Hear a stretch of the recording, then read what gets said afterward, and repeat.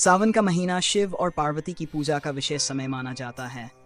इस महीने की कथा भगवान शिव और देवी पार्वती के मिलन की कहानी को दर्शाती है। ये कथा शिव और पार्वती के प्रेम, तपस्या और समर्पण की एक अद्भुत मिसाल है। आइए इस पवित्र कथा को विस्तार से जानते हैं। शिव और पार्वती की कथा। पार्वती की तपस्या, जो कि हिमालय के राजा हिमवान और रानी मैना की पुत्री थीं, अपने पूर्व जन्म में सती के रूप में जानी जाती थी।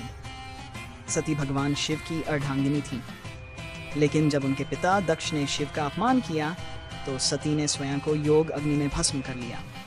अपने अगले जन्म में सती ने पार्वती के रूप में जन्म लिया। जब पार्वती बड़ी हुई तो उन्होंने भगवान शिव को फिर से अपने पति के रूप में पाने का निश्चय किया। इसके लिए उन्होंने कठोर तपस्या का मार्ग चुना। उन्होंने वर्षों तक केवल पेड़ों के पत्ते खाकर तपस्या की।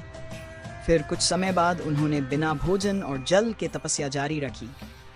उनकी तपस्या इतनी कठिन थी कि देवता भी उनके समर्पण से प्रभावित हो गए। शिव का पार्वती को परीक्षा लेना।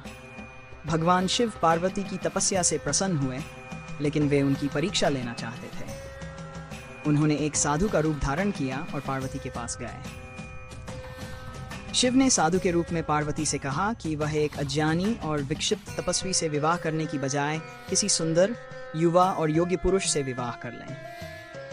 लेकिन पार्वती, जो शिव प्रति अपने प्रेम और भक्ति में अडिग थी, ने उस साधु को बता दिया कि वह केवल भगवान शिव से ही विवाह करेंगे, चाहे वह कैसे भी हों।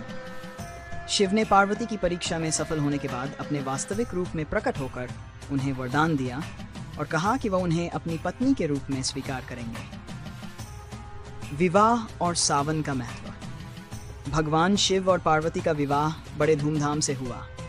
इस विवाह का समय सावन का महीना था और तभी से इस महीने को शिव और पार्वती के पुनर्मिलन का महीना माना जाने लगा। सावन के इस पवित्र महीने में श्रद्धालु शिवलिंग पर जल, दूध, बेलपत्र और अन्य पूजा सामग्री चढ़ाकर भगवान शिव की आराधना करते हैं। ऐसा माना जाता है कि इस महीने में भगवान शिव और देवी पार्वती की पूजा करने से भक्तों को विशेष आशीर्वाद प्राप्त होता है और उनकी सभी मनोकामनाएं पूर्ण होती हैं। सावन का सोमवार। सावन के हर सोमवार को शिव पूजा का विशेष महत्व है। कहा जाता है कि इस दिन व्रत रखने और शिव की पूजा करने से कुंवारी कन्याओं को योग्य वर मिलता है और विवाहित स्त्रियों का वैवाहिक जीवन सुखमय रहता है। शिवलिंग पर जलाभिषेक।